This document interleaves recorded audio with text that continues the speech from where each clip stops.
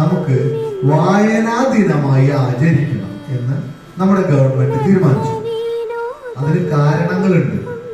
വായനയ്ക്ക് വേണ്ടി, ജനങ്ങളെ വായിപ്പിക്കാൻ വേണ്ടി, ജനങ്ങൾക്ക് അക്ഷരം പറഞ്ഞു കൊടുക്കാൻ വേണ്ടി, വായനയെ ഇഷ്ടപ്പെടുത്താൻ വേണ്ടി കേരളത്തില് അങ്ങോളം ഇങ്ങോളം സഞ്ചരിച്ച് ഓരോ വായനശാലകളിലും എത്തി അവിടുത്തെ യുവാക്കളെ മുഴുവൻ വിളിച്ചുകൂട്ടി വായനയുടെ പ്രാധാന്യം പറഞ്ഞു കൊടുത്ത് ലൈബ്രറികളെ ഉത്തേജിപ്പിച്ച് അതെല്ലാം സജീവമാക്കി ഒരു ഗ്രാമാന്തരങ്ങളിൽ വായനയെ ഉണർത്തിക്കൊണ്ടുവന്ന മഹാനായിരുന്നു PN പണിക്കർ. ഇന്ന് മാത്രം പോരത്, എന്നൊരുമാതിരി കുറേശ്ശൊക്കെ വായിക്കാൻ നോക്കുന്നുണ്ടാവും കേട്ടോ. 25-25 തീയതി വരെയാണ്. പിന്നെ അതൊരു മാസക്കാലം നീണ്ടു നിൽക്കുന്ന പരിപാടികളൊക്കെ വായനശാലകളൊക്കെ സംഘടിപ്പിക്കുന്നുണ്ട് കേട്ടോ. അപ്പൊ നമുക്ക് പ്രധാനമായിട്ട് എനിക്ക് പറയാനുള്ളത് വെച്ചാല്, നിങ്ങള് എന്ത് പുസ്തകം വായിക്കണേ, ഈ പഠിക്കുന്ന പുസ്തകം പോട്ടെ, പഠിക്കുന്ന പുസ്തകം കൂടാതെ, സിലബസ് കൂടാതെ നിങ്ങൾ എന്തെങ്കിലും പുസ്തകങ്ങൾ വായിക്കുന്നുണ്ടോ?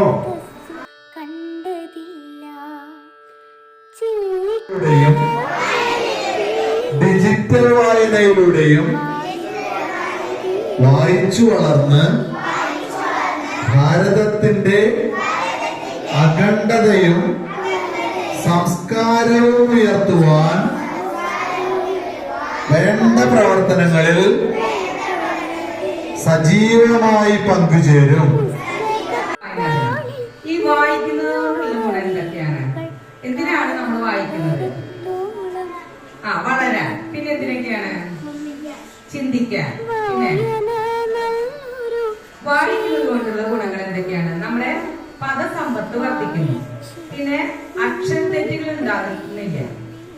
ആശയം ഗ്രഹിക്കാൻ സാധിക്കുന്നു. നമ്മുടെ സർഗാത്മകത വികസിക്കുന്നു. നമുക്ക് കഥകൾ എഴുതാൻ, ഈ കൂടുതൽ വായിക്കുന്നവരാണ് കഥകളും കവിതകളും ഒക്കെ എഴുതുന്നത്. അത് നമ്മുടെ പുസ്തകങ്ങളെ നിങ്ങളുടെ കൂട്ടുകാരാക്കുക.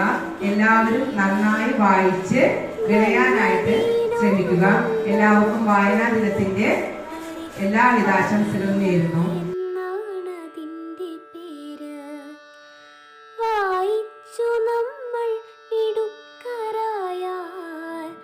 അറിവിന്റെ നിറകുടമായി മാറും പുസ്തകം. ചങ്ങാതി മാത്രമല്ല, നല്ലൊരു ഗുരുവും വഴി. ഈ കടമ്മനിട്ട എന്ന് പറഞ്ഞ ഗ്രാമത്തിലെ ജനിച്ചു വളർന്ന ഒരു എഴുത്തുകാരൻ, അദ്ദേഹത്തിന്റെ പേര് രാമകൃഷ്ണൻ എന്നാണ്. എന്താണ് രാമകൃഷ്ണൻ എന്ന് പറഞ്ഞാൽ? ആരും അറിയില്ല. പുസ്തകമല്ല, ഒരു ട്രിപ്പ് കുറെ പുസ്തകങ്ങളാക്കി. അത് മുഴുവൻ കഴിഞ്ഞപ്പോ രണ്ടാമത്തെ പതിപ്പായിട്ട് ഇറക്കിയ പുസ്തകമാണിത്. ഇതാണ് MT വാസുദേവൻ നായർ. ഫോട്ടോ കാണാണ്ട? ഇതാണ് MT വാസുദേവൻ നായരുടെ പുസ്തകം. കല്ല്, മാണിക്യക്കല്ല് എന്ന് കേട്ടിട്ടുണ്ടാ? എന്താണ് മാണിക്യക്കല്ല്? അത് പറയാം. അപ്പൊ ഈ മാണിക്യക്കല്ല് എന്ന് എഴുതിയ കുട്ടികളുടെ മലയാളത്തിന്റെ പ്രിയ എഴുത്തുകാരനായ MT വാസുദേവൻ നായർ കുട്ടികൾക്കായി എഴുതിയ കഥയാണ് മാണിക്യക്കല്ല്. കുട്ടികൾക്കൊരു ആന പുസ്തകം സിപ്പി പള്ളിപ്പുറം മാഷ് എഴുതിയതാണ്. എവിടെ പോണ്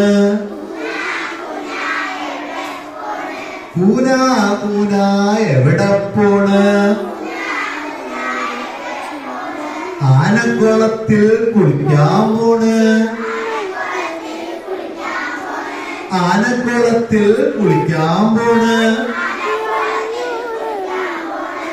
ആന വന്നാൽ എന്തോ ചെയ്യും? വായന നല്ലൊരു ശീലമാക്കാം. വായിച്ച് നമ്മൾ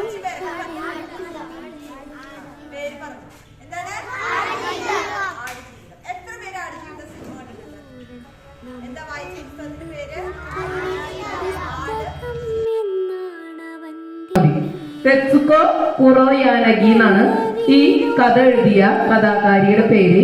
ഈ കഥ എന്ന് പറയണത് ഈ കഥാകാരിയുടെ ചെറുപ്പത്തിൽ നടന്ന ജീവിതാനുഭവങ്ങളാണ് ഈ കഥയാക്കി മാറ്റിയിട്ടുള്ളത്.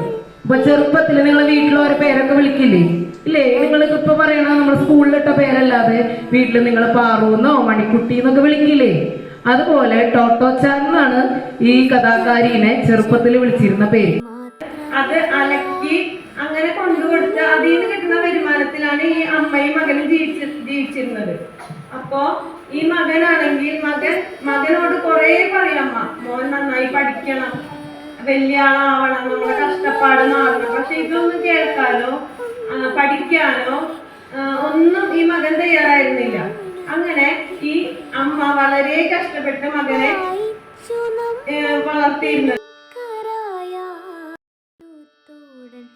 അവിടത്തെ തമ്പുരാൻ എന്തു പറഞ്ഞു? തലാം വന്നു, കുത്താൻ വന്നു, വീണ്ടും കൊല്ലില്ലേ? കൃഷിക്കാരൻ തോന്നിയത് ഞാൻ കൊല്ലില്ല, രക്ഷപ്പെടുത്തിയത് അങ്ങനെ രക്ഷപ്പെടുത്തി.